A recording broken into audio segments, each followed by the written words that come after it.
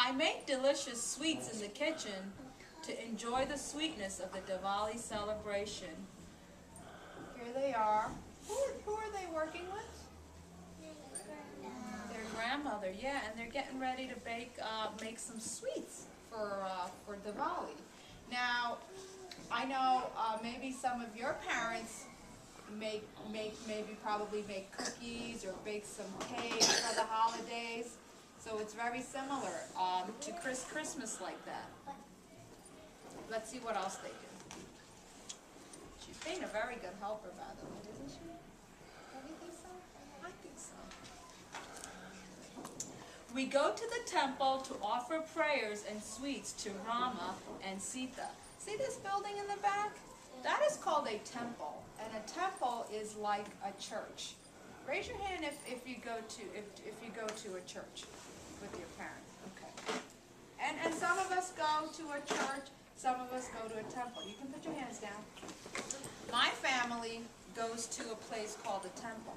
Okay, that's where we go to do our prayers, just like you might go to the church to do your prayers. Yes. Okay. There's one very, very important rule though when you go to the temple. Okay.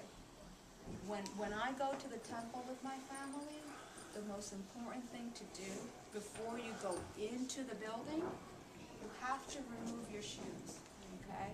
So before you go inside, all you do, you just take your shoes off, and they usually have a special room where you put your shoes and you leave them. Nobody touches them, nobody bothers them.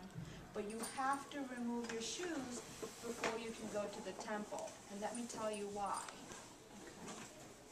Because you remove your shoes to show respect to God inside. Okay, it's a way to show respect.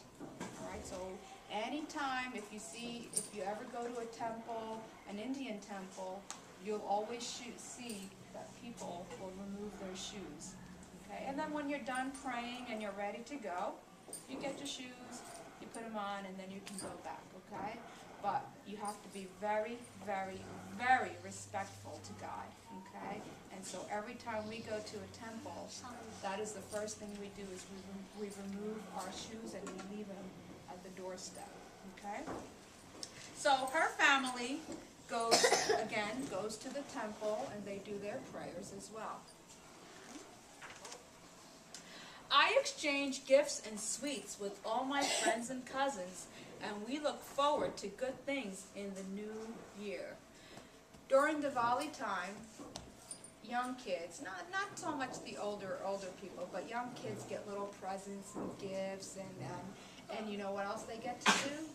They get to pick out their Diwali outfits, okay? So let me tell you a little bit about the outfit that I'm wearing, okay? Just like, how many of you celebrate Easter? Okay, hands down.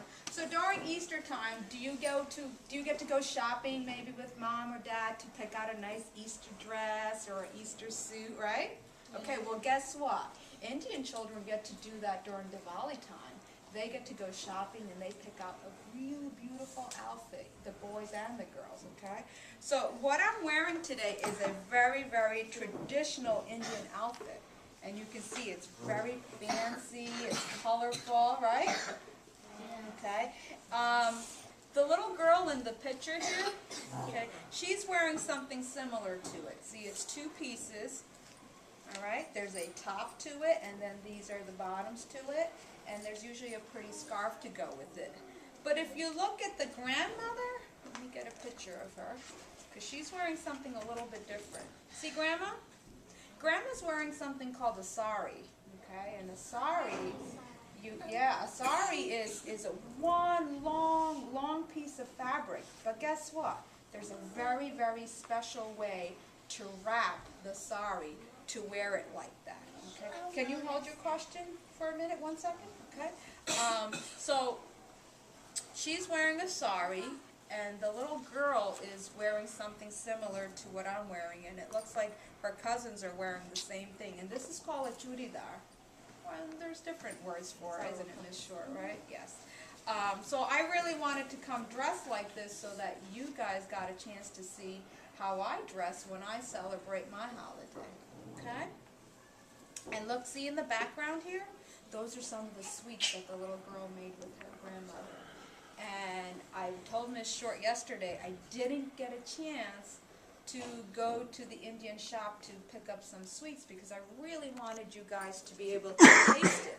So what I'm going to do, if I get a chance this weekend, I'm going to try to go to the Indian store and bring some back so that on Monday you can still get a chance to taste some of the sweets, okay?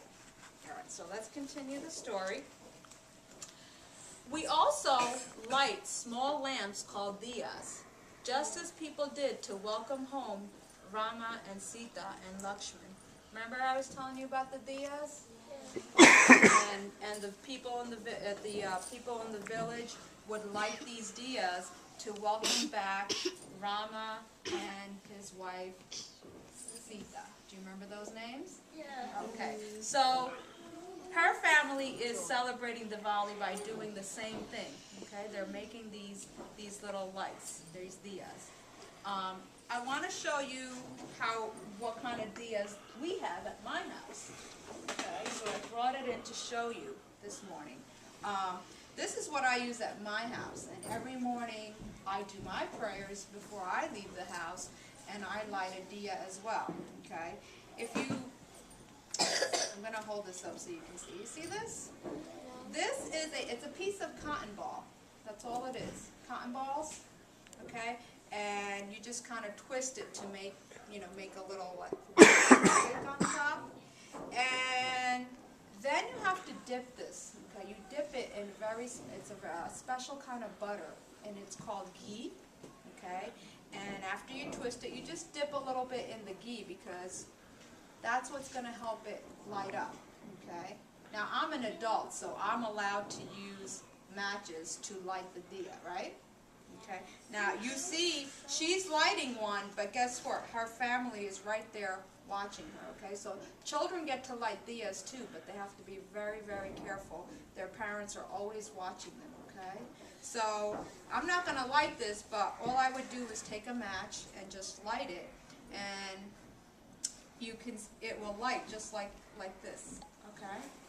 And it'll probably stay lit for maybe like 30 minutes, and then it goes away. It extinguishes by itself. I'm trying to think of another word for that. It extinguishes by itself. The light goes away, boys and girls. I'm sorry. I'm like trying to think of a word that would help you understand. But in about half an hour, the light will go away and it will stop lighting. Okay? All right. So this is where I do my prayer, and this is called the diya. Can you say that? A diya.